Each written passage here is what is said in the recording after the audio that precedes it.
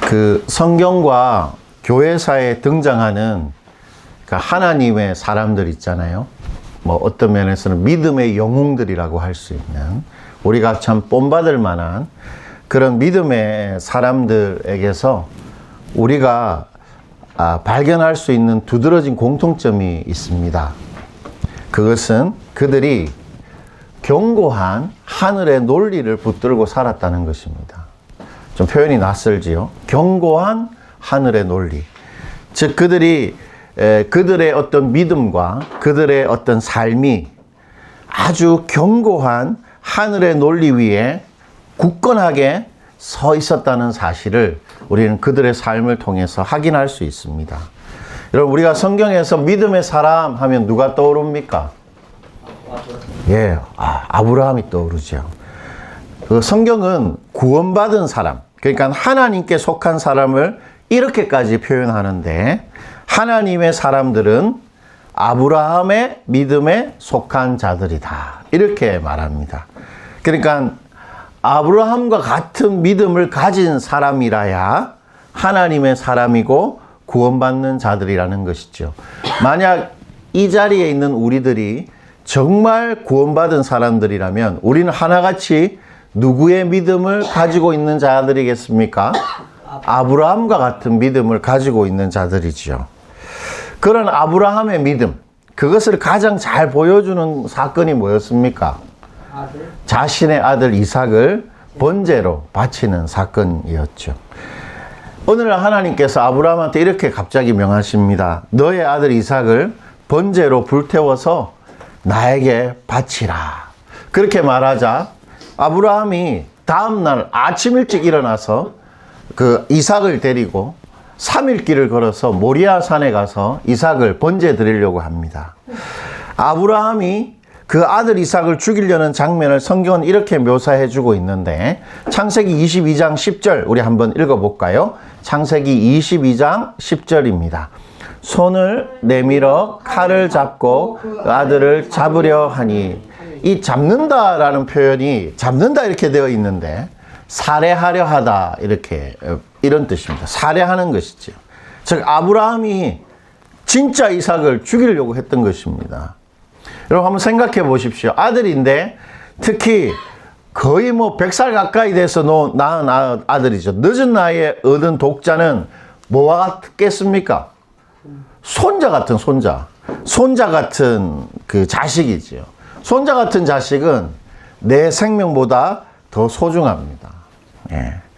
그런데 아무리 하나님의 명령이라도 어떻게 아브라함은 이삭을 정말로 죽이려고 했을까요? 왜 그렇게 했을까요?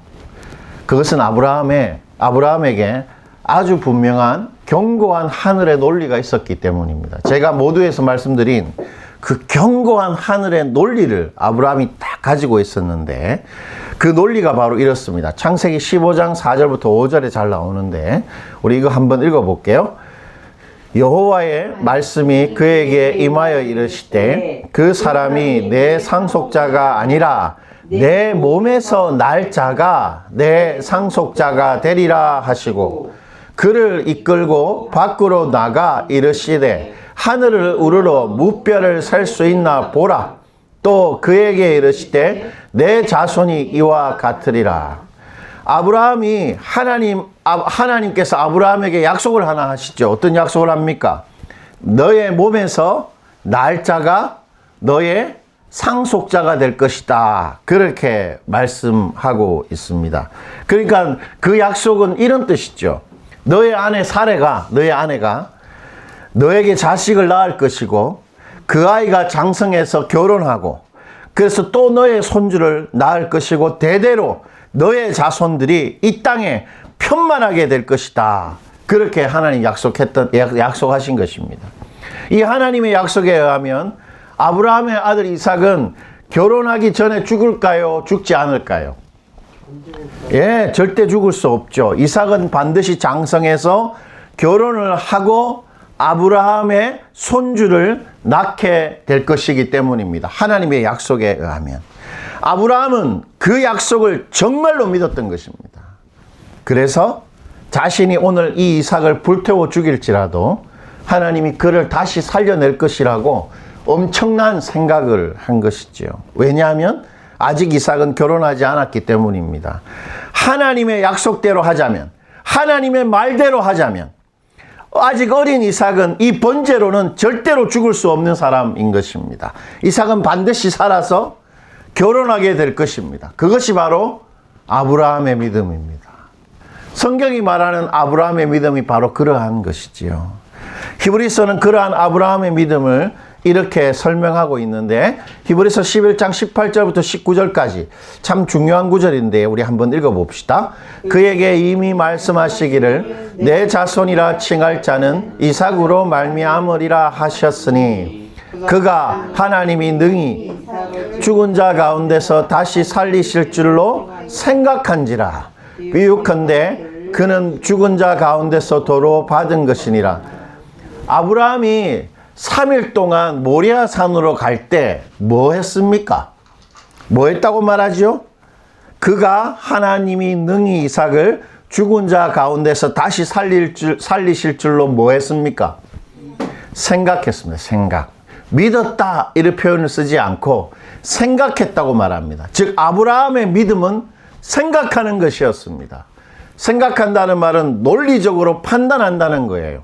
아브라함은 자신의 아들 이삭을 통해서만 자신의 자손들이 번성할 것이라는 하나님의 약속을 믿었고, 그 약속에 근거해서 지금 자신이 이삭을 죽이더라도 하나님 반드시 이삭을 다시 살려낼 것이라고 생각했던 것입니다.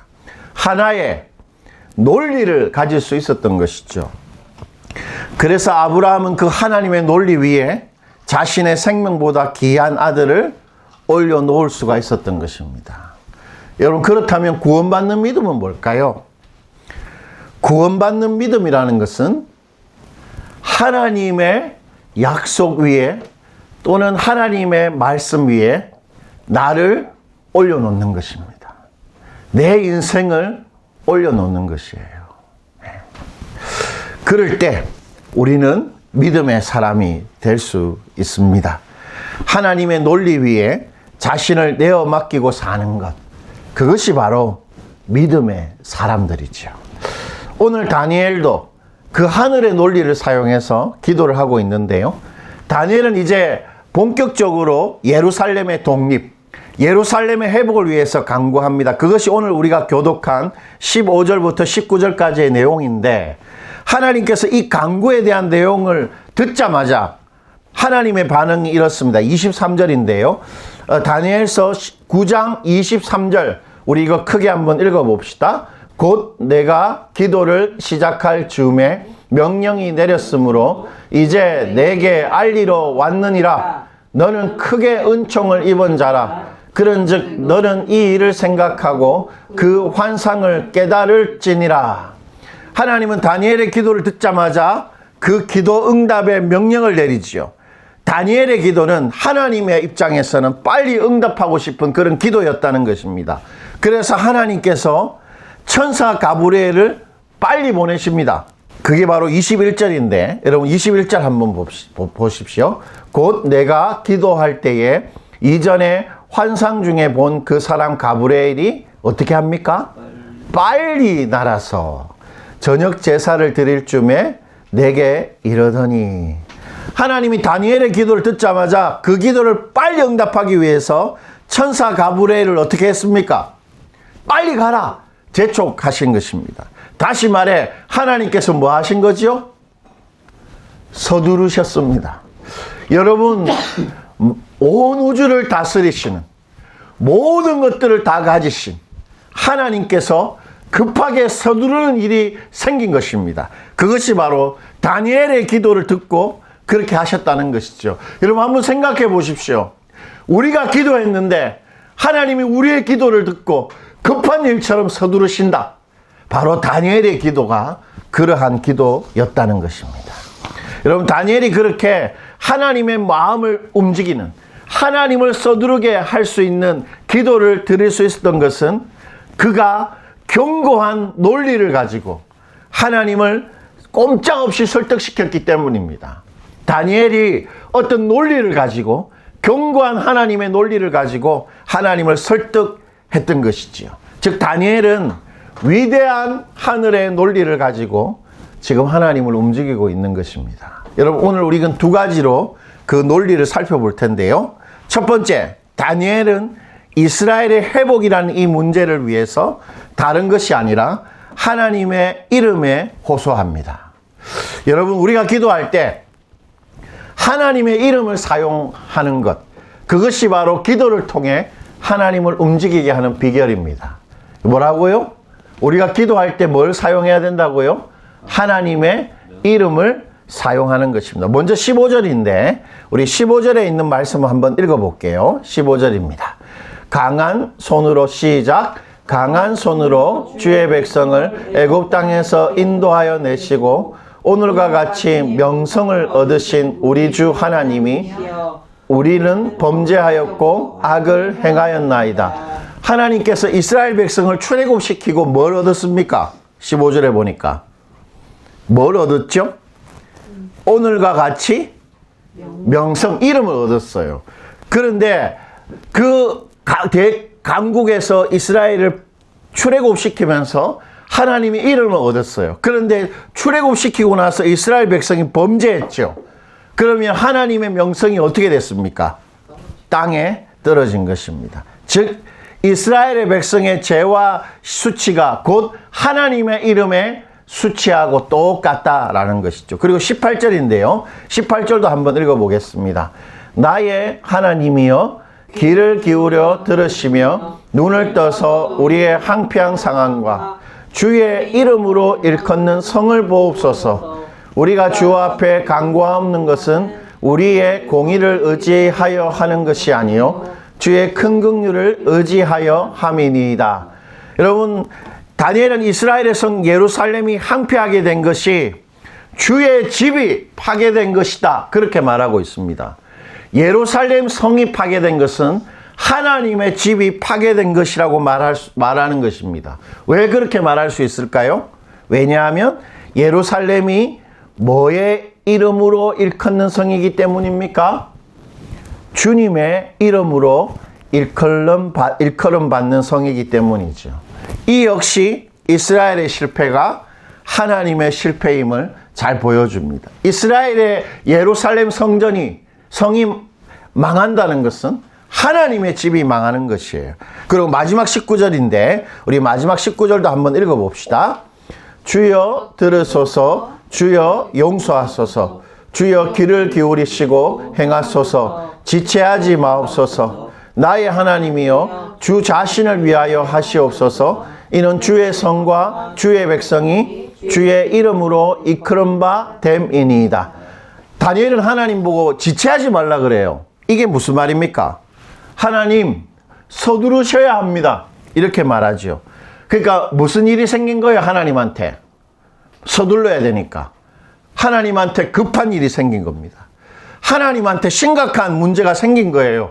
그러니까 빨리 가만히 있지 말고 빨리 서둘러야 한다. 지체하지 마옵소서. 그게 그런 뜻입니다. 즉 이스라엘의 독립, 이스라엘의 회복이라는 이 문제는 하나님한테 급한 문제입니다.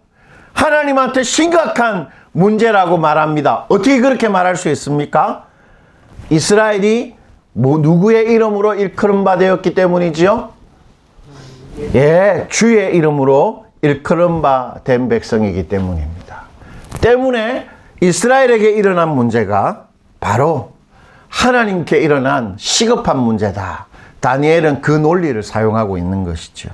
그렇다면 여러분, 이스라엘이 주의 이름으로 일컫는 백성이라는 말의 의미가 뭘까요? 그게 무슨 말입니까? 이스라엘이 주의 이름으로 일컫는 바 되었다. 선택받았다는 말인데 그 두 가지 의미가 있습니다. 첫째, 하나님이 이스라엘에게 뭐를 주셨다는 말입니까? 이스라엘이 하나님의 이름으로 일컬음 바 되었다면 하나님이 이스라엘한테 뭘 준 거죠? 이름을 준 것입니다. 여러분, 하나님의 이름이 뭡니까? 하나님의 존재 자체를 의미합니다. 때문에 하나님께서 이스라엘에게 당신의 이름을 주셨다는 것은 놀랍게도 하나님이 당신 전부를 이스라엘에게 주셨다는 것입니다. 사실일까요? 네. 그게 사실인 것을 증명해 주는 것이 바로 예수님의 십자가에서의 죽음입니다.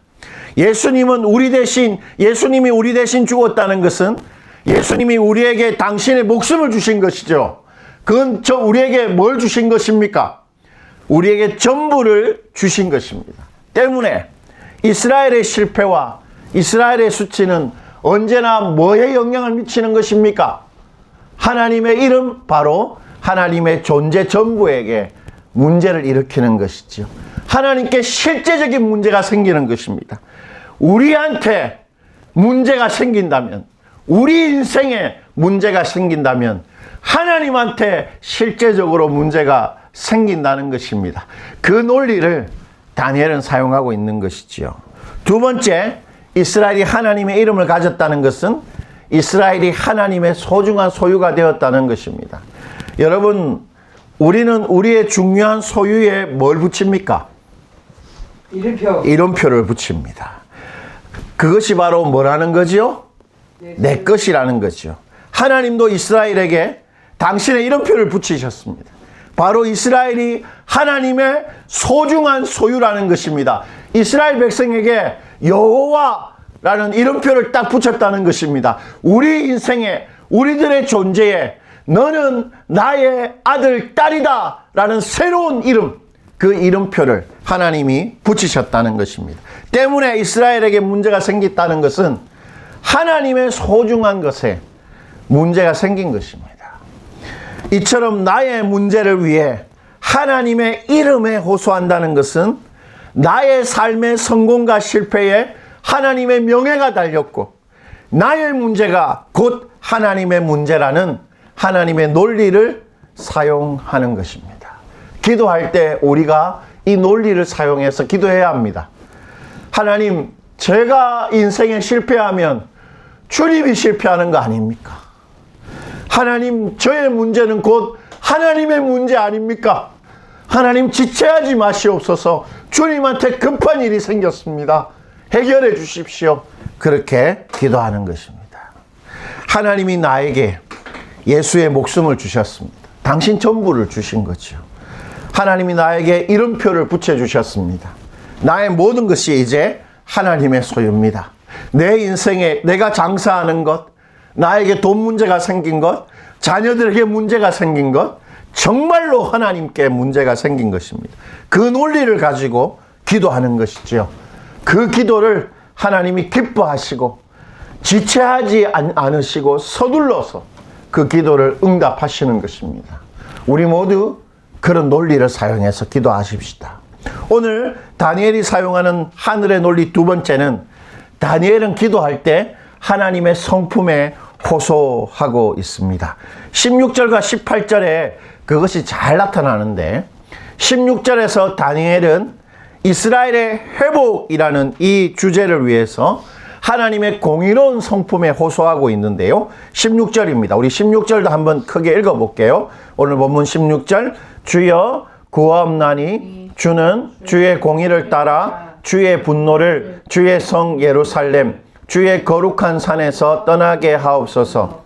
이는 우리의 죄와 우리 조상의 죄악으로 말미암아 예루살렘 주의 백성이 사면에 있는 자들에게 수치를 당함이니이다. 여러분, 이게 하나님께, 다니엘이 하나님을 설득하기 위해서 사용하고 있는 논리가 뭡니까? 주여 구하옵나니 주는 뭐를 따라서 이스라엘을 구원해 주소서, 그렇게 말합니까? 공의입니다. 공의. 하나님의 공의로운 성품에 호소하고 있는 거예요. 하나님의 공의로운 성품 때문에 하나님 반드시 이스라엘을 구원해야 합니다. 그렇게 말하고 있는 것입니다. 이 공의라는 말은 의롭다라는 것이에요. 하나님이 언제나 의로우신 분이라는 거죠. 여러분, 의로운 게 뭡니까? 의로운 사람 본 적이 있습니까? 의롭다는 말은 똑바르다라는 것입니다. 똑바른 사람이 어떤 사람입니까? 하나님은 언제나 당신 자신과 일치하십니다. 일관되신 분이시. 영원토록 하나님은 일관되신 분입니다. 즉 이런 뜻이에요. 하나님이 이스라엘을 당신의 백성으로 선택하셨을 때 이스라엘을 모든 어려움과 문제에서 구원할 책임을 스스로 지셨다는 것입니다. 때문에 지금도 책임지셔야 한다는 것이죠. 여러분 무슨 말인지 이해가 되십니까? 하나님은 영원토록 일관되신 분이라는 거죠. 즉 하나님이 한 번 누군가를 선택하셨을 때 그 선택할 사람을 반드시 책임지시는 의무를 지셨으니까 지금도 이스라엘을 책임지셔야 한다는 것입니다. 즉 우리가 예수 믿을 때 우리를 선택하셨으니까 예수 믿은 우리를 책임지시기로 선택하셨으니까 지금도 하나님 우리 책임져 주세요. 하나님 내 아이들 책임져 주세요. 내가 하는 일 하나님께서 책임져 주세요. 그렇게 한다라는 것입니다. 여러분 시편 68편 19절이 그것을 이렇게 잘 표현해 주고 있어요. 한번 보시죠. 시편 68편 19절을 읽어보겠습니다. 날마다 우리 짐을 지시는 주 곧 우리의 구원이신 하나님을 찬송할지. 우리의 구원이 어떤 것입니까? 앞에 나오지요. 우리를 구원하셨다는 말은 날마다 하나님이 뭐 하신다는 거죠? 우리의 짐을 지십니다. 우리 짐은 누가 책임져야 됩니까? 내가 책임져야 되는 거죠, 본래. 그런데 내가 책임져야 될 걸 누가 책임집니까? 하나님이 날마다입니다. 날마다 책임지시는 거죠. 그게 구원입니다. 바로 그 하나님의 구원은 언제나 내가 책임져야 될 짐을 하나님이 책임지신다는 그 논리, 그걸 가지고 기도를 하는 것이지요. 그걸 가지고 하나님한테 붙드는 것이 하나님을 붙드는 것입니다. 하나님 책임져 주십시오. 저를 선택하셨으니까 날마다 저의 짐을 지십시오. 저를 책임져 주십시오. 그렇게 기도하는 것입니다. 18절에도 다니엘은 똑같이 하는데 여러분 18절 한번 읽어봅시다. 마지막으로 나의 하나님이여 귀를 기울여 들으시며 눈을 떠서 우리의 황폐한 상황과 주의 이름으로 일컫는 성을 보옵소서. 우리가 주 앞에 간구하옵는 것은 우리의 공의를 의지하는 것이 아니요 주의 큰 긍휼을 의지하여 함이니이다. 여러분 다니엘이 예루살렘의 회복이라는 이 문제를 위해서 하나님한테 어떤 행동을 요구하지요.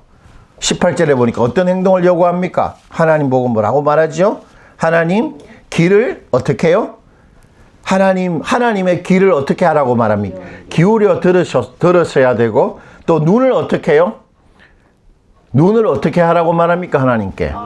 예, 우리가 성경을 읽을 때 그냥 쭉 읽지 말고 이런 표현들을 하나하나 꼽씹어야 합니다. 하나님한테 귀가 있습니까? 네. 하나님한테 눈이 있을까요? 예, 그렇게 지금 사용하는 것이죠. 귀를 기울이라는 말이 무슨 말입니까? 나의 기도를 쳐달라고. 내 기도를, 내가 자녀를 위해서 하는 기도, 내가 돈 문제를 놓고 하는 이 기도, 하나님 중요하니까 귀 기울여 주세요. 그렇게 하는 것입니다.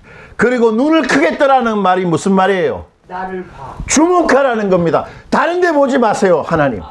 지금 제가 기도하는데 저에게 눈을 딱 주목해 주세요. 그렇게 하는 것입니다. 즉 다니엘은 자신의 이 기도하는 이 내용이 하나님한테 뭐 하다는 겁니까? 지금 제일 중요한 문제라는 것입니다. 내 기도가 지금 하나님한테 제일 중요한 문제입니다. 그렇게 말하고 있습니다. 어떻게 그렇게 말할 수 있을까요? 제일 마지막에 나오는 말 때문인데 어떻게 그런 확신을 가질 수 있습니까? 주의 무한 긍휼, 큰 긍휼을 의지하기 때문입니다. 여러분 큰 긍휼이라는 게 뭡니까? 여러분 저를 한번 보십시오. 여기에 긍휼이 담겨 있어요. 자 한번 보세요. 이게 긍휼이 담겨 있습니다. 이게 큰 긍휼이면 이 담겨 있는 긍휼이 어떻게 될까요? 넘쳐 흐릅니다. 그래서 만약에 이 담겨 있는 긍휼에 내가 내 몸을 싹 이렇게 딱 담근다면 나는 뭘 경험할까요? 온전히 받는 긍휼을 경험하는 것입니다. 소금물을 마시면 뭘 경험합니까 우리가? 짠맛을 경험하고 설탕물을 마시면 단맛을 경험한 것처럼 하나님의 큰 긍휼에 나를 맡기면 내 인생이 뭘 경험할까요? 하나님의 긍휼을 경험할 수밖에 없는 것이지요. 다니엘은 바로 그 논리를 사용하고 있는 것입니다. 하나님, 제가 하나님의 큰 긍휼에 이 문제를 맡기니까 하나님 이 문제 제일 중요한 문제로 여기셔서 주님 해결해 주십시오. 그렇게 말하는 것입니다. 그게 그렇게 할 수 있는 이유가 뭡니까, 여러분? 하나님에게 큰 긍휼이 있기 때문인데, 하나님의 큰 긍휼은 어느 정도냐면 나를 살리기 위해서 뭐를 하시는 겁니까? 당신의 아들도 죽이시는 나의 문제를 당신에게 제일 중요한 문제로 여기시는 것이 바로 하나님의 긍휼입니다. 그 큰 긍휼에 내 기도의 문제, 내가 기도하는 이 문제를 맡기는 것, 그것이 바로 다니엘이 오늘 하고 있는 바로 논리입니다. 두 가지. 하나님의 이름에 호소하는 것, 하나님의 성품에 호소하는 것. 여러분, 이 두 가지 꼭 기억하고 우리도 다니엘처럼 하늘의 논리로 하나님을 설득하는 그런 여러분 되시기를 축원드립니다. 예, 우리 이 시간에 들은 바 말씀을 가지고 한번 기도합시다. 여러분, 믿는다는 것은 생각하는 것입니다. 뭘 생각하는 겁니까? 하나님의 말씀을 생각하는 것입니다. 그러면 하늘의 논리가 생깁니다. 견고한 하늘의 논리, 틀림없는 논리가 생기는데 그 논리 위에 나를 맡기는 것, 그것이 바로 믿음이지요. 여러분, 이 시간 우리가 기도할 때도 그런 논리를 사용해야 하는데요.